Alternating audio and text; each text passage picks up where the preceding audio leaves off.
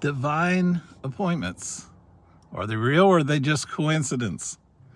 Can tell you several stories. I don't have time to get them all in today, but I can tell you how I went to ministry school 3,000 miles from my hometown and met a guy that I grew up 20 miles away from him. I had never met him, but we had multiple mutual friends that we both knew. Moved to a new place in Florida, and my uncle's boyhood friend was my next door neighbor, and him and his best friend end up through a series of events getting saved, giving their hearts to Jesus. I'm a pastor. I hired a new youth pastor. He comes to us a week after we hired him and said, "We just found out that our 1.5-year-old son has cancer."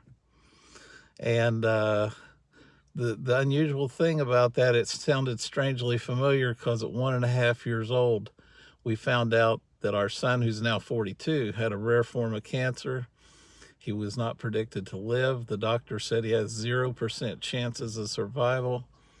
We found 25 people that have what he has. They're all dead.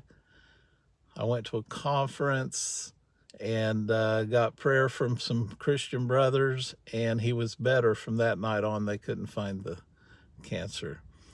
So 2 Corinthians chapter 1 tells us how through our suffering, and God comforts us in our suffering, he prepares us to comfort and help others. And that's what he wants you to do. And he has divine appointments that he specially prepared you for. He says, the Psalm 23 says, "The Lord is my shepherd, I shall not want." In other words, he's going before us into our future, into our next phase of our life, and he's preparing divine appointments for us. He has a work for us all to do. God bless you and have a great day.